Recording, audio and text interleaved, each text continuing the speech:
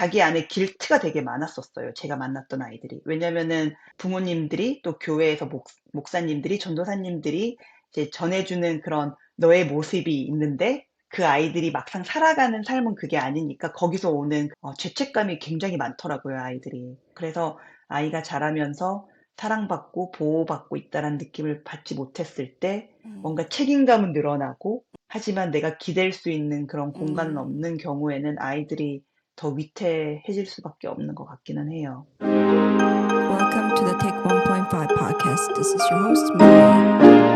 안녕하세요. 저는 두 아이의 엄마이고요. 하고 있는 일은 워싱턴 DC에 있는 Council for Advancement of Supportive Education이라는 CASE라는 비영리 단체에서 Financial Planning and Analysis 쪽으로 일을 하고 있고요. 그리고 사이드 잡으로는 15년 동안 한인 유스 아이들과 함께 시간을 보내면서 또 그 아이들에게 멘토링이 될 수 있을지를 연구하고 있는 그런 최유정이라고 합니다. 만나서 반갑습니다. 그러면 케이스라는 데는 에이전시인가요? 저희가 하는 일은 대학교, 대학원들, 그리고 그 인디펜던트 스쿨, 한마디로 네트워킹과 교육을 이제 전문으로 하고 있는 비영리 단체예요.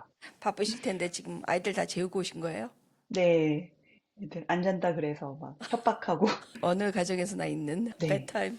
그 케이스에서 일하신 지는 얼마나 됐어요? 케이스에서 일한 지 이제 이번 달에 4년 되거든요. 그 다른 회사에서 15년을 근무하다가 제가 가지고 있는 능력과 이런 지식을 한 개인의 부를 위해서 일을 하는 것보다 뭔가 좀 큰 일을 하고 싶다라는 그런 고민을 하고 있는 찰나에 리크루터가 케이스라는 이런 비영리 단체가 있는데 미션 드리븐으로 일해보고 싶지 않니? 그래서 완전 혹해가지고 어디야 거기가 어디야 이러고.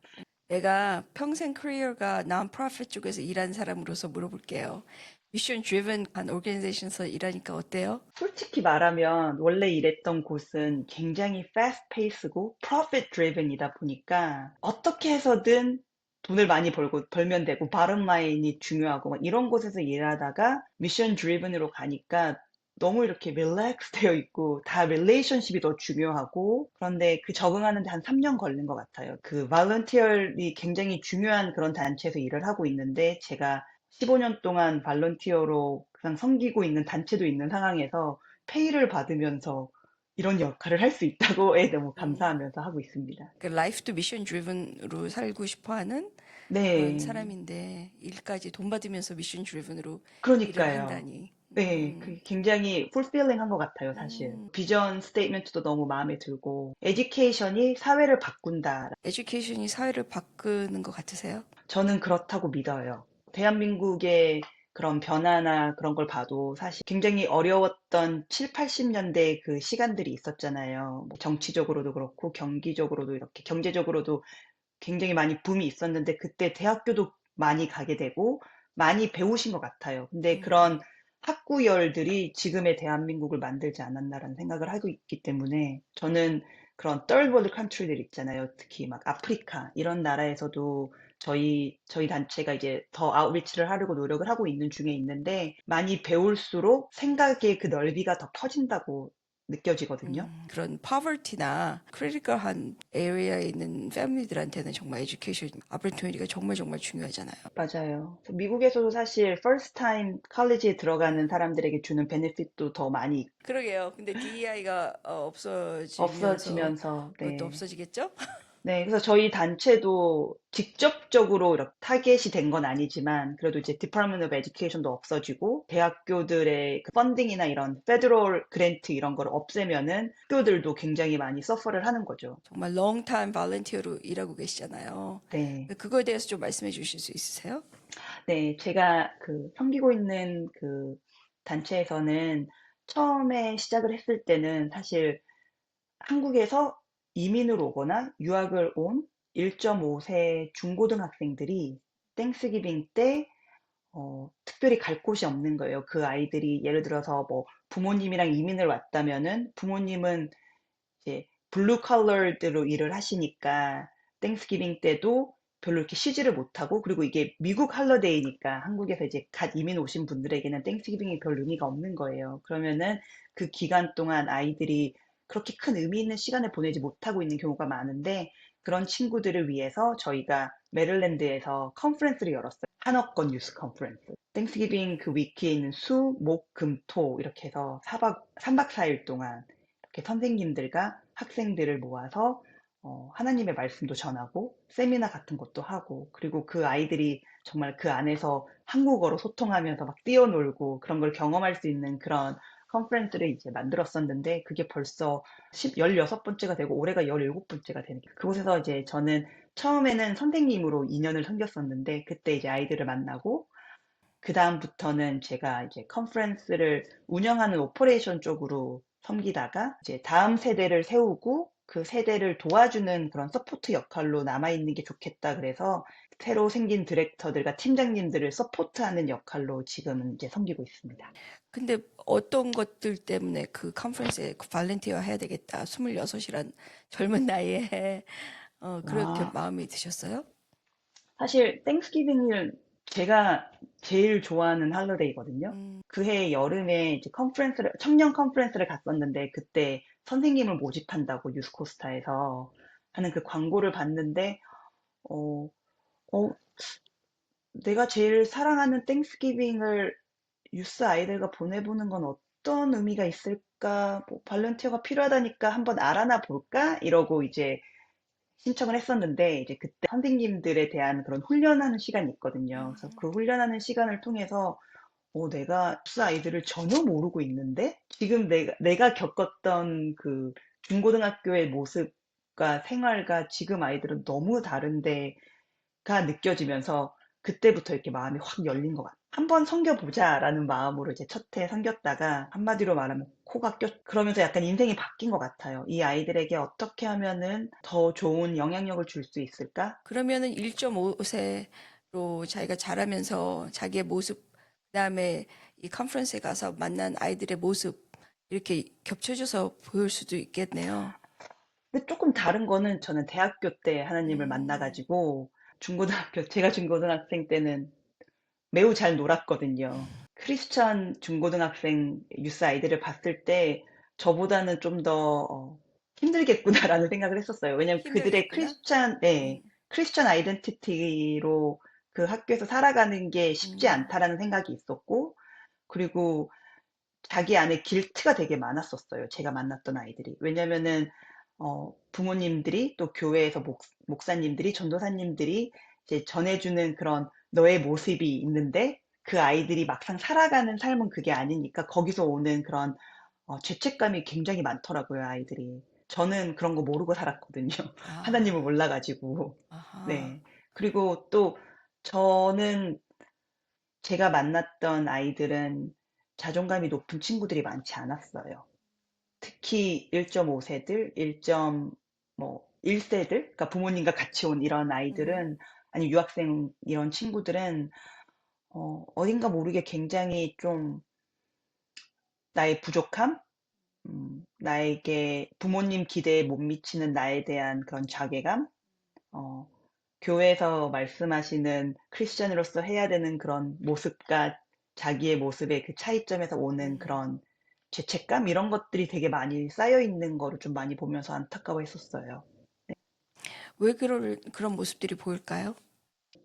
제가 보기에는 뭐 여러 가지가 있겠지만 일단 처음 초창기에 만났던 그런 유스 친구들은 SNS 영향보다는 사실 2세 한국 애들 때문에 받는 스트레스가 더 많았었던 것 같아요. 왜냐면은 교회에 가서도 그때만 해도 한어 중고등부가 따로 있고 영어 중고등부가 따로 있는 그런 큰 교회들도 있었고 맞아요. 아니면은 뭐 교회가 좀 작으면은 그냥 유스 그룹이 다 영어인데 걔네들은 한국어 친구들을 위한 그런 배려가 하나도 없는 곳도 있고 네. 음, 이제 이런 곳에서 아이들이 느끼는 소외감?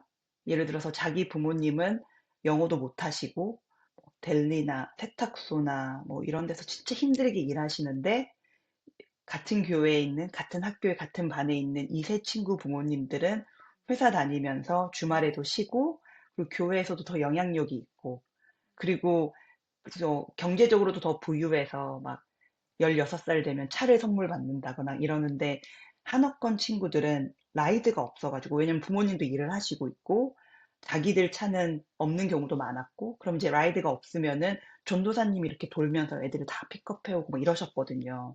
이제 그런 데서 오는 그런 소외감 그리고 영어를 잘 못하니까 거기서 오는 또 부끄러움과 소외감 이런 것도 있었던 것 같고요. 네. 그래서 그때만 해도 그러니까 2010년도만 해도 사실 지금처럼 그런 막 K-팝 뭐 K-드라마 이런 게 막 K-컬처가 굉장히 파퓰러할 때가 아니었기 때문에 나 한국말 잘하고 한국 드라마 보고 이런 게 자랑은 아니었던 것 같아요. 그냥 그렇죠. 자기들만의 세상에 있었던 거죠. 그런데 되게 웃긴 거는 지금 오는 그 컨퍼런스에 오는 친구들은 음. 85%가 미국에서 태어났거나 초등학교 이전에 미국에 온 음. 애들이에요. 그래서 영어를 전혀 불편해하지 않아요.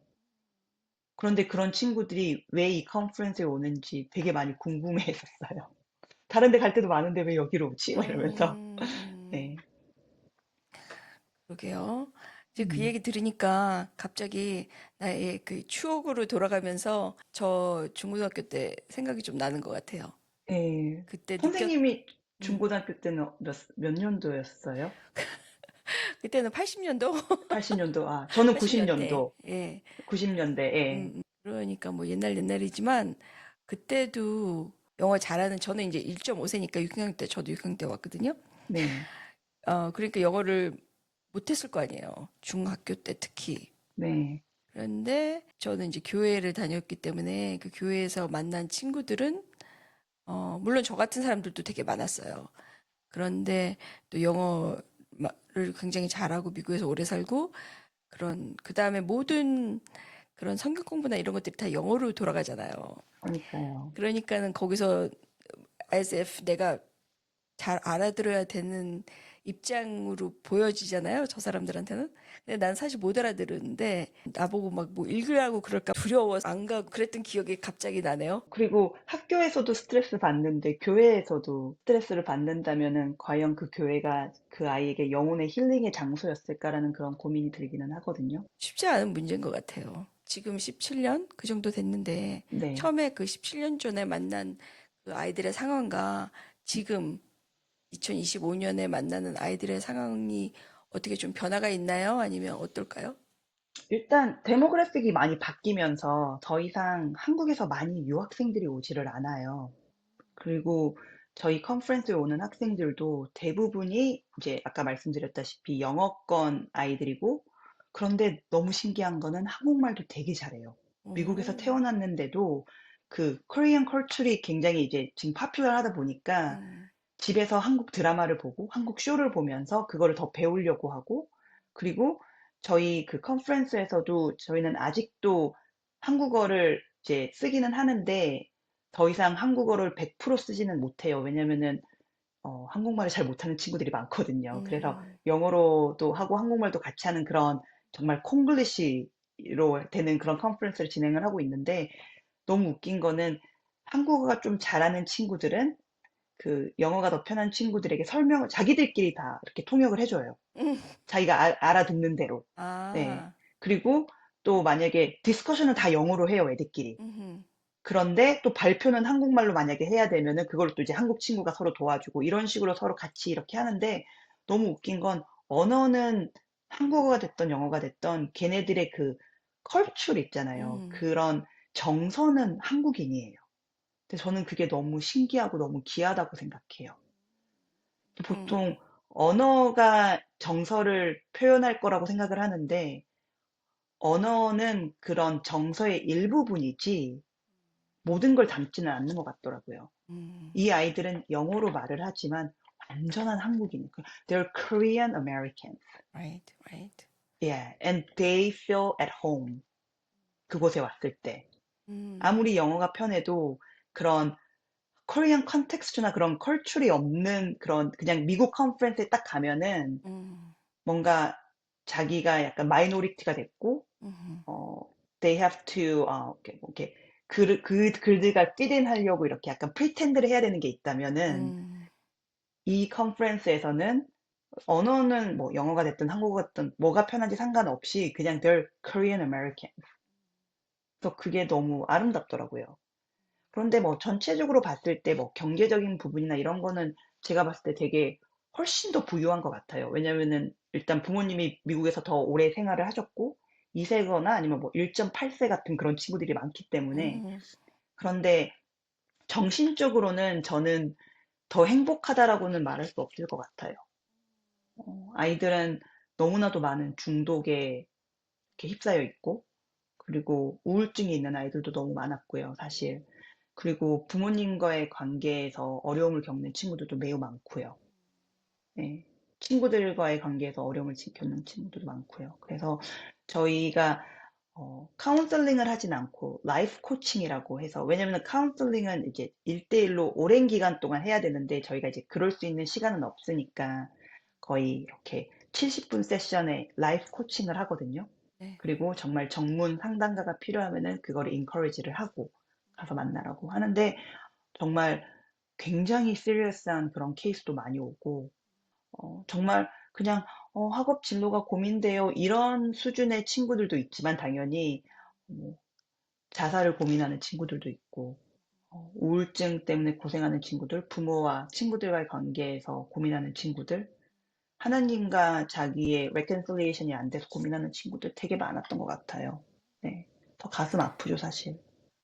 어때요? 아이들은, 요즘 아이들은 그거를, 아, 내가 카운슬링이 필요해. 내가 엄마한테 얘기해서 아니면 뭐 학교에 선생님한테 얘기해서 내가 이걸 seek help 할 거야. 이렇게 생각하나요? 아니면 옛날처럼 숨기고 그냥 이렇게 넘어가는 케이스가 더 많을까요? 어 어떤 케이스가 더 많은지 저는 확실히 잘 알 수 있는 상황은 아닌 것 같아요, 사실.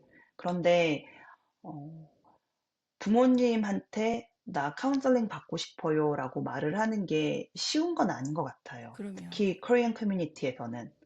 그리고 내가 이거 상담을 받는다는 것 자체가 일단 돈이 필요하고요. 그리고 음, 이제 마이너인 경우에는 부모님이 또 데리고 가야 되고, 그러니까 그럼 부모님의 시간도 필요하고 부모님의 동의도 필요하고, 이런 상황에서 사실 아이들한테는 사랑이 되게 중요하잖아요. 네.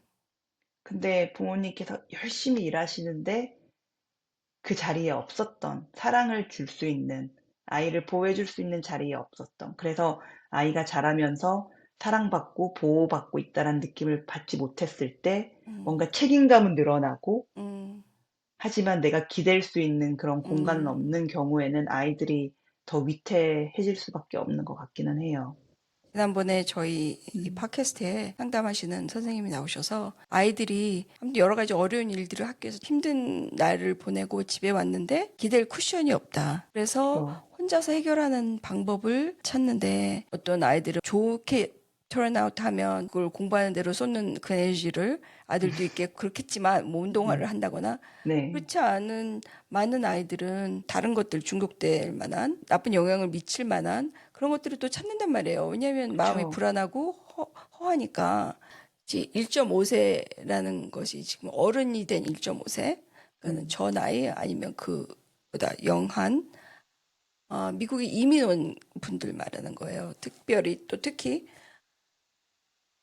근데 정말 그 쿠션이 없었기 때문에 어떤 이모셔널한 매처리티도 래킹하고 물론 겉으로 봤을 때에는 정말 성공하고 잘 하시는 분 볼 수도 있지만 어떠한 이너를 봤을 때에는 그런 우울감이나 앵자이리나 네. 아니면은 막 슈퍼 하이퍼 센시티브 하다거나 아무튼 여러 가지 앵셔스한 그런 것들 그리고 그 쿠션이 없었다는 거 때문에 부모님과의 관계가 이제 지금 어른이 됐는데도 좀 이렇게 어색하거나. 어색하고 너무나 네. 불편한 관계인 아직도 그냥 듀리나 아블리케이션만 있고 음. 러브가 없는 그런 관계로 계속 간단 말이에요. 뭐 그걸 원하는 건 아니었지만 네.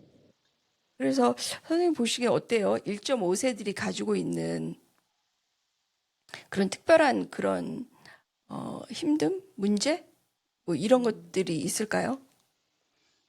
그러니까 일단 저는 개인적으로 이제 위에 오빠가 있는데, 저희가 미국에 딱 올 때 저희 아버지께서 오빠 어깨를 붙잡고 "아들아, 이제 네가 미국 가면 가장이다."라고 하면서, 오빠가 그 어머니한테는 남편의 역할을, 또 저한테는 아빠의 역할을 했었어요. 나중에 한참 지나서 깨달았는데, 우리 오빠는 13살에 어른이 되어야 됐었고, 나는, 우리 어머니는 30대 중반에 과부가 되었고, 나는 아빠가 없는 삶을 살았구나를 20대 중반에 깨달았던 것 같아요. 음, 그러면서 그래도 어머니와 아버지와 오빠의 그런 프로텍션 안에, 보호 안에 있었던 제가 너무, 너무 감사했지만 또 한편으로는 저희 오빠가 너무 불쌍한 거예요. 음, 근데 제가 봤을 때는 저희 오빠 같은 사람들이 되게 많았을 거라고 생각을 해요. 맞아요. 그런 1.5세가 예를 들어서 부모님은 미국에 다 같이 왔다고 해도 영어를 잘 못하셔. 그래서 그 첫째가, 네, 음, 그 첫째로서의 그런 약간 부모님의 모든 서류를 내가 다 읽어야 맞아요. 되고, 다 번역하고, 내가 사인하고, 은행일, 간단한 은행일부터 어떻게 보면 무슨 일을 하다가 생기는 로스까지도 다 아이가 아이로서 즐길 수 있는 걸 못하고, 음, 뭔가 이렇게 스텝업 해가지고 빨리 어른이 됐어야 되는 그런 거에서 오는, 힘듦이 당연히 저는 있었을 거라고 생각을 해요. 맞아요. 오빠가 지었던 그 무게가 굉장히 무거웠겠구나라는 거를 성인이 되니까 깨닫게 되더라고요. 그래서 다른 1.5세들도 그런 아픔들이 있고 그런 힘듦이 있지 않았을까 그런 생각을 많이 하고 그리고 또 부모님이 이제 저희 같은 경우도 부모님이 이제 70대를 바라보시면서 점점 더 이제 연로해지시잖아요.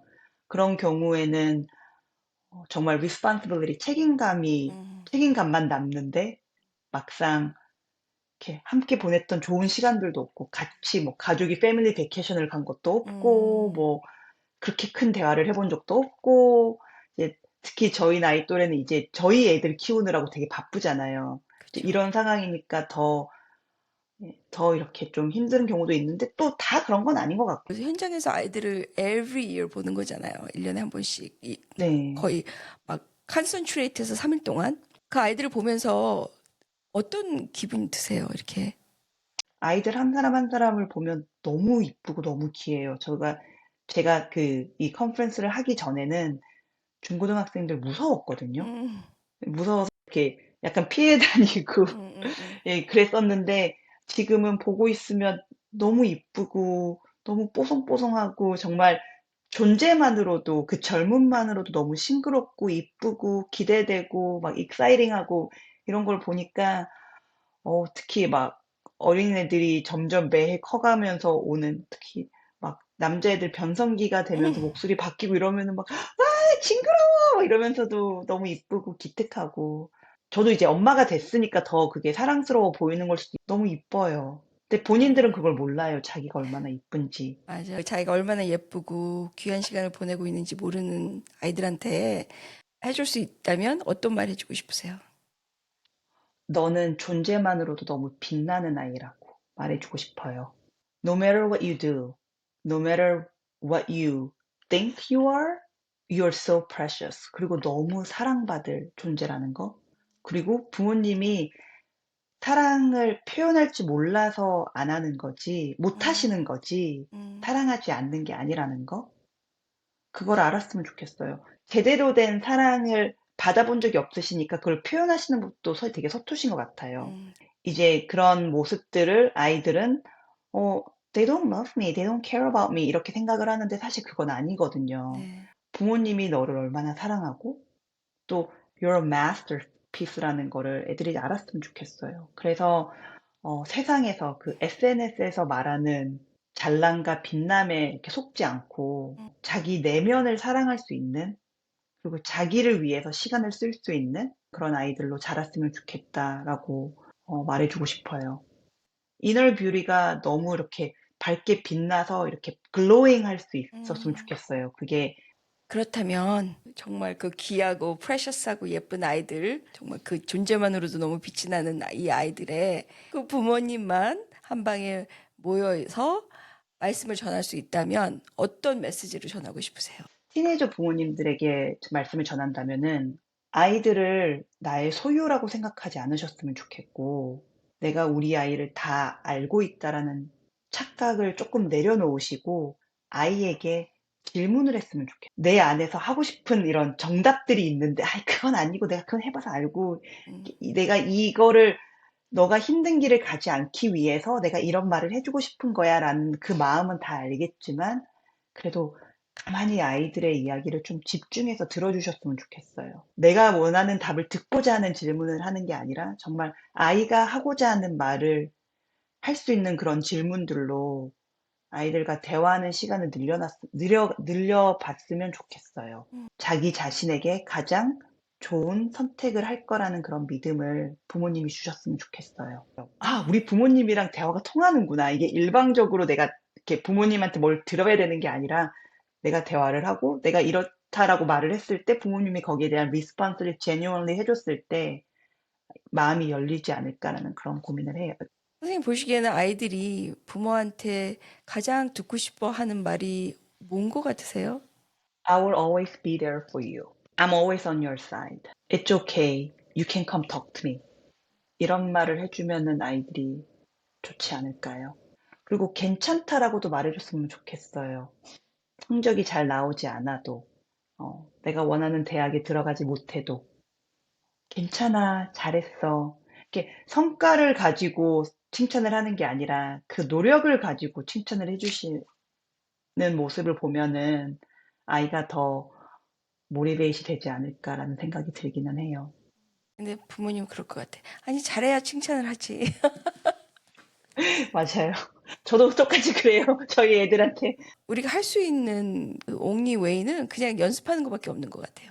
막 속으로 막 열불이 나고 좀 아유 저놈의 자식을 막 이렇게 할 때도 순간 그런 물론 그런 순간들이 있지만 내가 부모기 때문에 내가 어른이기 때문에 매니지하고 그 필링을 너무 어색하지만 그래 괜찮아 수고했어 사랑해 엄마한테 와서 얘기해도 돼 I'm always on your side 이런 말 너무나 쑥스럽지만 그렇지만 내가 엄마고 내가 어른이기 때문에 연습한다는 것이 중요한 일인 것 같아요. 근데 진짜 아이들은 부모를 똑같이 배우더라고요. 저희 아이가 이제 10살인데 가끔 자기 동생 혼낼 때 저랑 음, 똑같은 말투로 맞아. 혼내요. 그럼 너무 웃긴 거예요. 너무 웃기고 너무 음, 민망해요. 음, 음, 내가 음, 저렇게 말하는구나. 내가 말하는 음, 게 저렇게 들렸구나. 그래서 더 맞아요. 조심하게 되더라고요. 품어줄 수 있는 그런 부모가 되고 우리의 음. 그릇이 커질 때 아이의 그릇도 같이 커지는 것 같아요.